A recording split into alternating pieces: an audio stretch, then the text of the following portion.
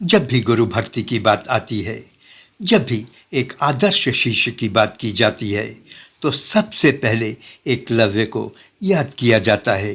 एकलव्य महाभारत के महान कैरेक्टर्स में से एक महान व्यक्तित्व थे। महाभारत के इस महान पात्र का जन्म एक भील जाति के राजा हिरण्यधनु के यहाँ हुआ था। एकलव्य की माँ का नाम रानी सुलेखा था। एकलव्य के पिता हिरण्यधनु श्रृंगबेर राज्य के भील कबीले के राजा थे। आपको बता दें कि एकलव्य का ओरिजिनल नाम अभिद्युमन था।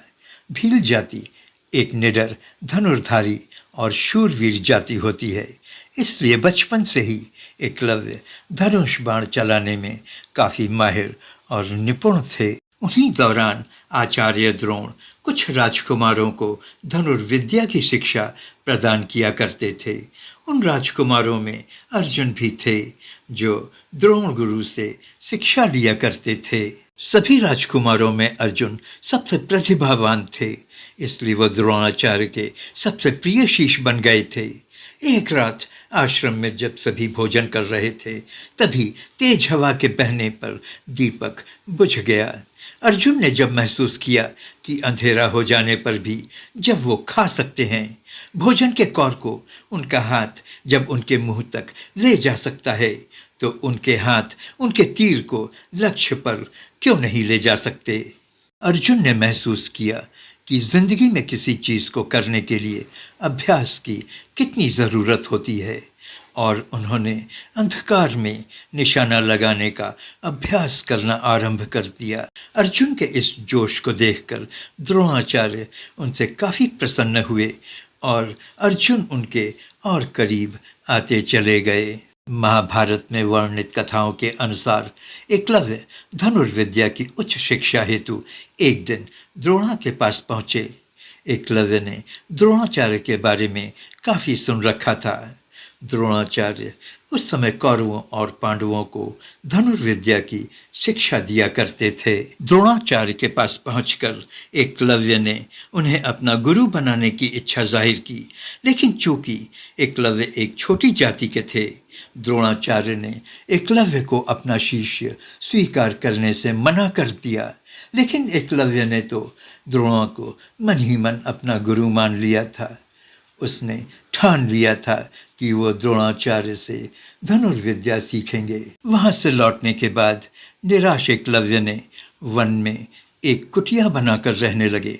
अपनी कुटिया के सामने एक विशाल पेड़ के नीचे उन्होंने द्रोणाचार्य की एक प्रतिमा बना डाली और उस प्रतिमा के सामने वह धनुर्विद्या सीखने लगे। एक दिन की बात है, द्रोणाचार्य सभी राजकुमारों के साथ इत्तेफाक से उसी जंगल में आखेट के लिए पहुँचे जहाँ एकलव्य की कुटिया थी। द्रोणाचार्य के साथ उनका कुत्ता भी उनके साथ था। कुत्ता भटकते हुए एकलव्य की कुटिया के पास जा पहुँचा। एकलव्य को देखकर वह भौंकने लगा।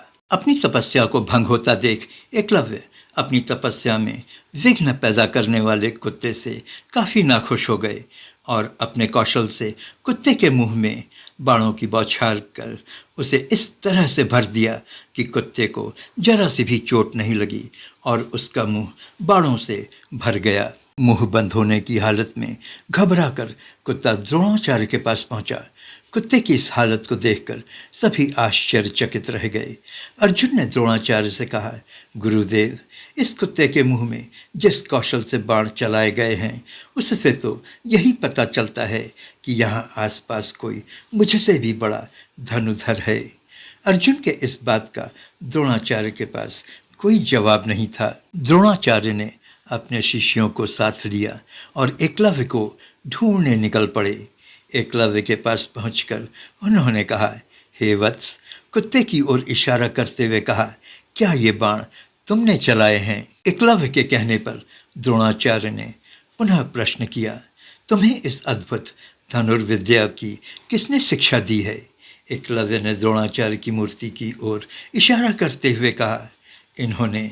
गुरुदेव, आप मेरे गुरु हैं। आपके ना कहने पर भी मैंने आपको अपना गुरु माना और आपसे ही मैंने ये शिक्षा ली है। द्रोणाचार्य स्वार्थी थे। वो नहीं चाहते थे कि कोई अर्जुन से भी बड़ा धनुर्धारी बने। स्वार्थ में उन्होंने एकलव्य से कहा, यदि मैं तुम्हारा गुरु हूँ तो मेरा गुरु दक्षिणा कहाँ है? एकलव्य ने द्रोणाचार्य से गुरु दक्षिणा मांगने को कहा। उन्होंने द्रोणा से कहा, आप जो भी मांगेंगे मैं आपको दूंगा। इस पर द्रोणाचार्य ने एकलव्य से गुरु दक्षिणा के रूप में उनसे उनके दाहिने हाथ का अंगूठा मांग लिया। इस तरह से द्रोणाचार्य ने एकलव्य को धनुष चलाने में असमर्थ कर दिया। महान एकलव्य ने उस स्वार्थी गुरु को बिना कुछ सोचे समझे अपना अंगूठा काटकर उनके समक्ष प्रस्तुत कर दिया। ऐसे थे महान एकलव्य। कहा जाता है कि एकलव्य की वीरता में अंगूठा देने के बाद भी कोई कमी नहीं आई। बाद में उन्होंने 4 उंगलियों से ही बाण चलाना शुरू कर दिया था। आप नमस्ते हिंदुस्तान देख रहे थे। प्लीज़ सब्सक्राइब करें।